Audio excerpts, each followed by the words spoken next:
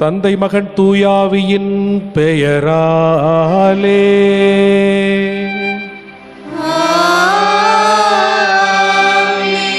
நம் ஆண்டவராகிய இயேசு கிறிஸ்துவின் அருளும் கடவுளின் அன்பும் தூயாவியாரின் நட்புறவும் உங்கள் அனைவரோடும் இருப்பதாக.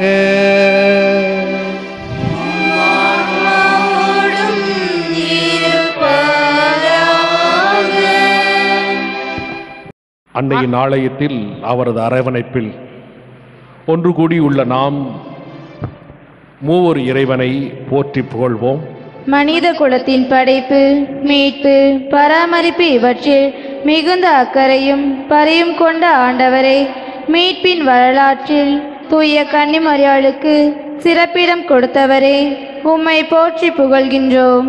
கானாவு திருமணத்தில் உமது அன்னை பரிந்து பேசியதால் தண்ணீரை திராட்சரசமாக்கி புதுமை செய்து புதுவாழ்வு தந்த இயேசுவே, உம்மை பணிந்து ஆராதிக்கின்றோம்.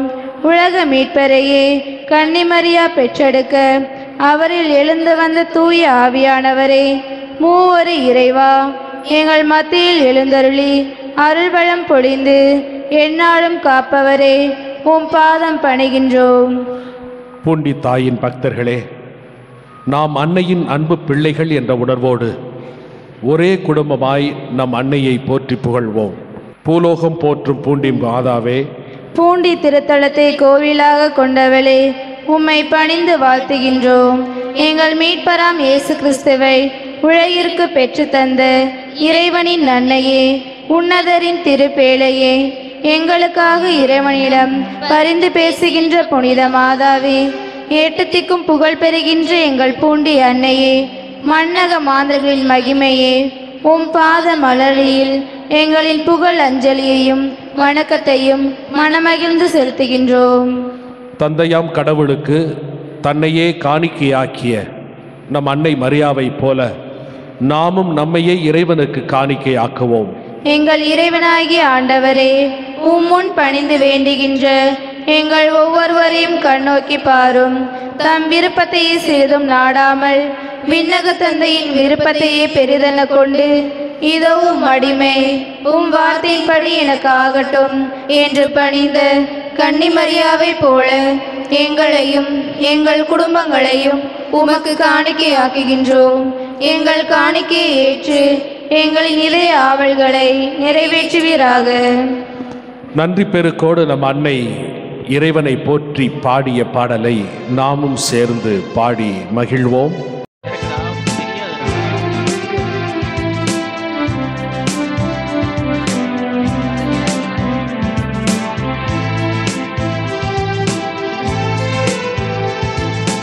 என்னான்மா இறைவனையே ஏத்தி போற்றி மகிழ்கின்றது, என் மீட்பராம் கடவுளை நினைக்கின்றது. இறைவனையே ஏற்றி போற்றி மகிழ்கின்றது, என் மீட்பராம் கடவுளை நினைக்கின்றது.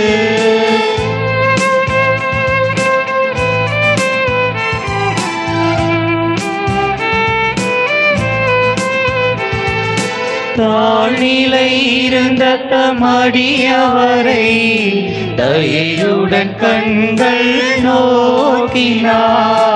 தாழ்நிலை இருந்த தம்மடியாரை தயையுடன் கண்கள் நோக்கினார். இந்நாள் முதலாம் தலைமுறைகள், இந்நாள் முதலாம் தலைமுறைகள் ஏழை பேருடையார் என்றிடுவே. என்னான்மா இறைவனையே ஏத்தி போற்றி மகிழ்கின்றது, என் மீட்பராம் கடவுளை நினைக்கின்றது.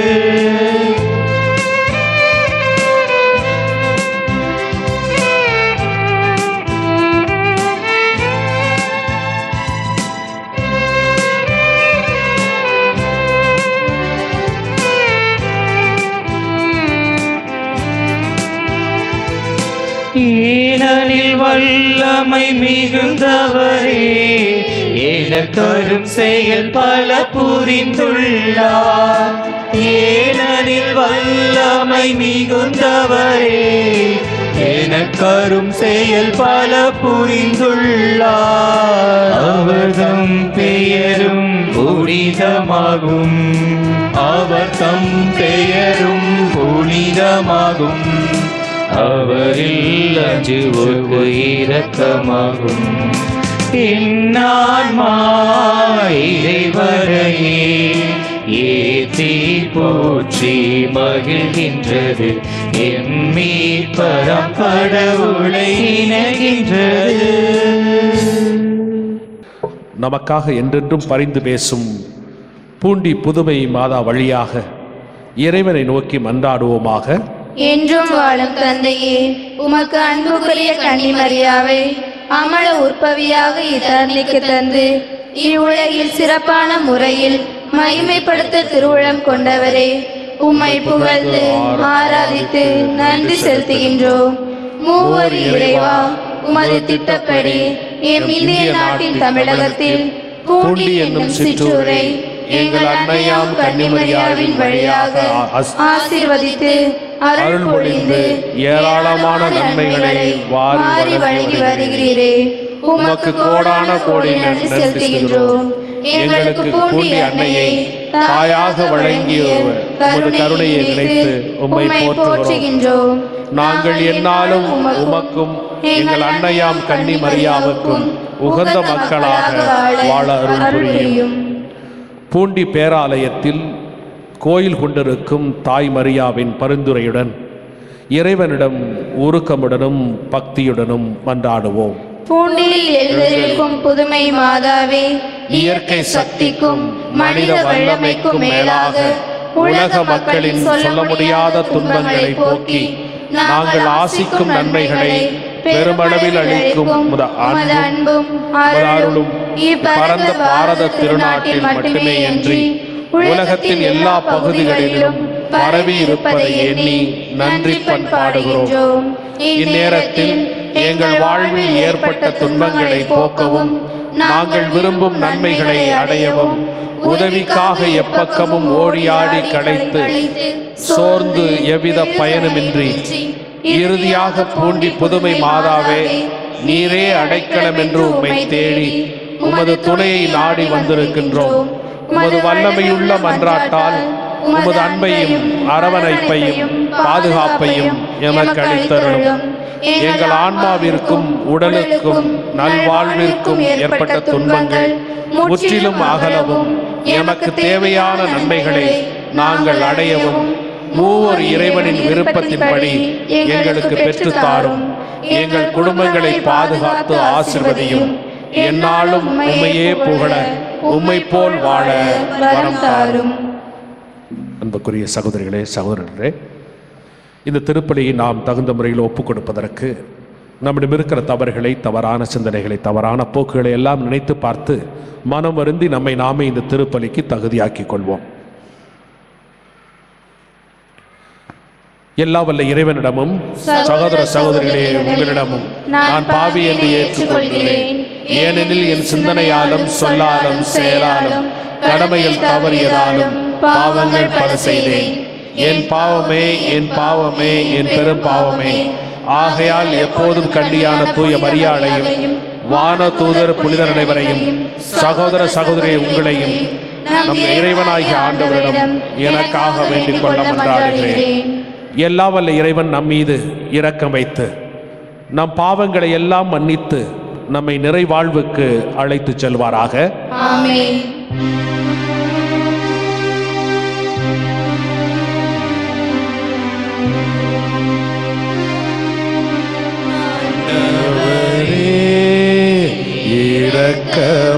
இரக்கமாயிரும் ஆண்டவரே, இரக்கமாயிரும்.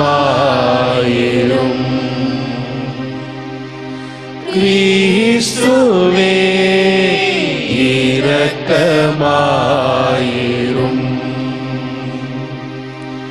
கிறிஸ்துவே, இரக்கமாயிரும்.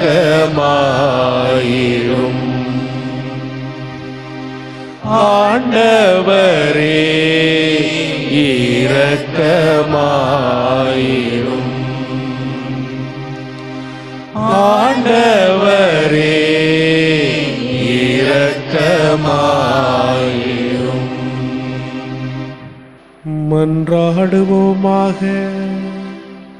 தாயும் தந்தையுமாய் இருக்கின்ற எங்கள் இறைவா, புனிதமிக்க கன்னிமரியாவின் பாதுகாப்பின் கீழ் மகிழ்கின்ற உம் நம்பிக்கையாளர் எங்களுக்கு நீர் அருள் புரிய உம்மை வேண்டுகின்றோம். அவருடைய கனிவார பரிந்துரையால் மண்ணுலகின் தீமைகள் அனைத்திலிருந்தும் நாங்கள் விடுவிக்கப்படவும் விண்ணகத்தில் நிலையான மகிழ்ச்சியை அடைய தகுதி பெற அருள் புரிய வேண்டுமென்று எங்கள் ஆண்டவராகிய இயேசு கிறிஸ்து வழியாக உம்மை மன்றாடுகின்றோம்.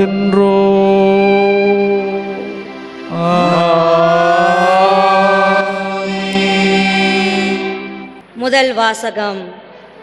திருத்தூதர் யோவான் எழுதிய திருவெளிப்பாட்டிலிருந்து வாசகம். இயல் 18, இறை வாக்கியங்கள் 1 முதல் 2 வரை மற்றும் 21 முதல் 23 வரை. இயல் 19, இறை வாக்கியங்கள் 1 முதல் 3 வரை மற்றும் 9. சகோதரர் சகோதரிகளே, வேறொரு வானதூதர் விண்ணகத்திலிருந்து இறங்கி வர கண்டேன். மிகுந்த அதிகாரம் கொண்டிருந்த அவருடைய மாட்சியால் மண்ணகம் ஒளிர்ந்தது. அவர் வல்லமையோடு குரல் எழுப்பி பின் வருமாறு கத்தினார். வீழ்ந்தது, வீழ்ந்தது பாபிலோன் மாநகர்! அவள் பேய்களின் உறைவிடமாக, அனைத்து தீய ஆவிகளின் பதுங்கிடமாக, தூய்மையற்ற பறவைகள் அனைத்தின் புகலிடமாக, தூய்மையற்ற வெறுக்கத்தக்க விலங்குகளின் இருப்பிடமாக மாறிவிட்டாள். பின்னர் வலிமை வாய்ந்த ஒரு வானதூதர் பெரிய எந்திரக்கல் போன்ற ஒரு கல்லை தூக்கி கடலில் எறிந்து பின் வருமாறு கூறினார். பாபிலோன் மாநகரே, நீ இவ்வாறு வீசி எறியப்படுவாய். நீ இருந்த இடம் தெரியாமல் அழிந்து விடுவாய். யாழை மீட்டுவோர், பாடகர், குழல் ஊதுவோர், எக்கால முழக்குவோர் ஆகியோர் எழுப்பும் இசை இனி உன் நடுவே எழவே எழாது. தொழில் செய்யும் கைவினைஞர் அனைவரும் இனி உன் நடுவே குடியிருக்கவே மாட்டார்கள். எந்திரக்கல் எழுப்பும் ஒளி இனி உன் நடுவே எழவே எழாது. விளக்கின் ஒளி இனி உன்னகத்தே ஒளிரவே ஒளிராது. மணமக்களின் மங்கள ஒளி இனி உன்னகத்தே எழவே எழாது. ஏனெனில் உன் வணிகர்கள் மண்ணுலகில் பெருங்குடி மக்களாய் விளங்கினார்கள். உன் பில்லி சூனியம் எல்லா நாடுகளையும் ஏமாற்றிவிட்டது. இதன் பின் பெருந்திரளான மக்களின் கூச்சல் போன்ற ஒளி விண்ணகத்தில் எழக்கண்டேன். அது பின்வருமாறு முழங்கியது: அல்லேலூயா!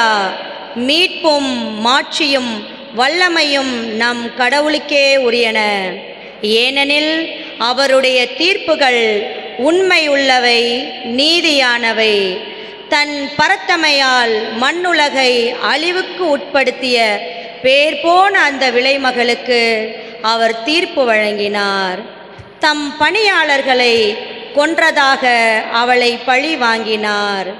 மீண்டும் அந்த மக்கள் அல்லேலூயா, அந்த நகர் நடுவிலிருந்து புகை என்றும் மேலே எழுந்த வண்ணம் உள்ளது என்றார்கள். அந்த வானதூதர் என்னிடம், ஆட்டுக்குட்டியின் திருமண விருந்துக்கு அழைக்க பெற்றோர் பேறு பெற்றோர் என எழுது என்று கூறினார். இது ஆண்டவர் வழங்கும் அருள்வாக்கு. இறைவனுக்கு நன்றி. நாம் பாட வேண்டிய பல்லவி எல்லோரும் சொல்வோம். செம்மறியின் திருமண விருந்துக்கு செம்மறியின் திருமண விருந்துக்கு அழைக்க பெற்றோர் பேறு பெற்றோர்.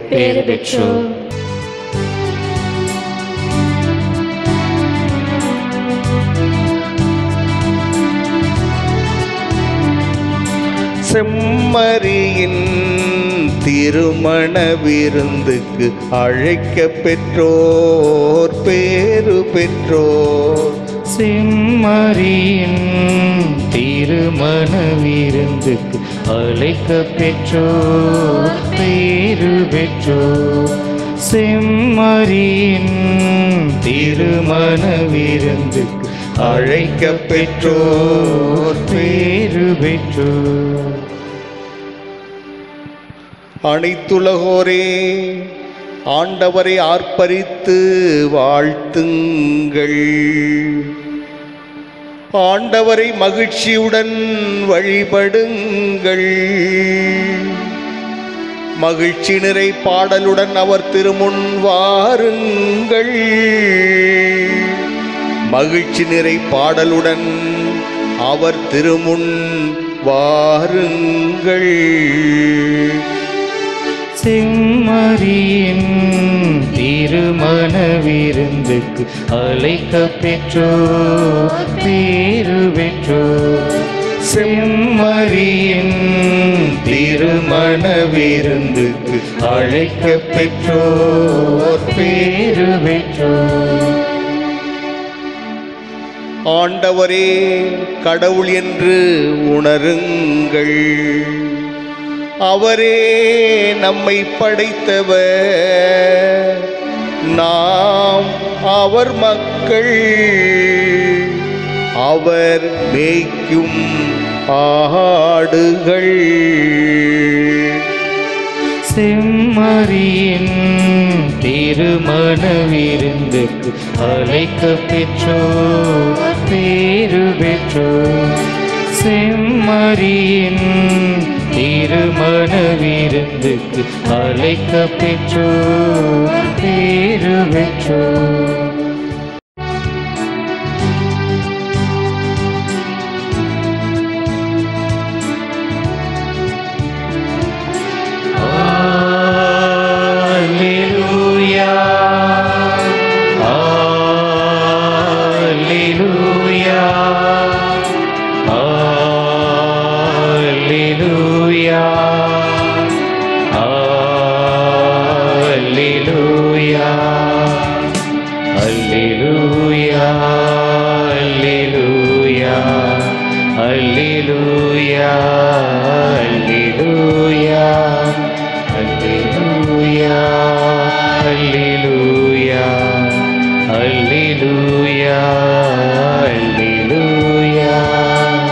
நீங்கள் தலை நிமிர்ந்து நில்லுங்கள்,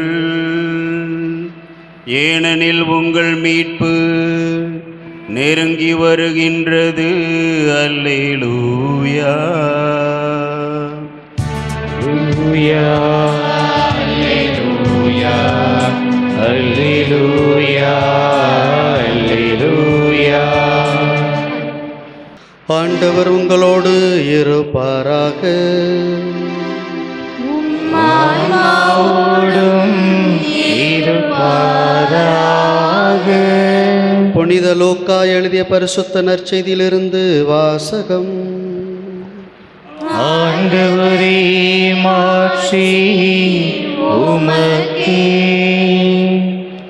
அதிகாரம் 21, இறை வார்த்தைகள் 20 முதல் 28 முடிய.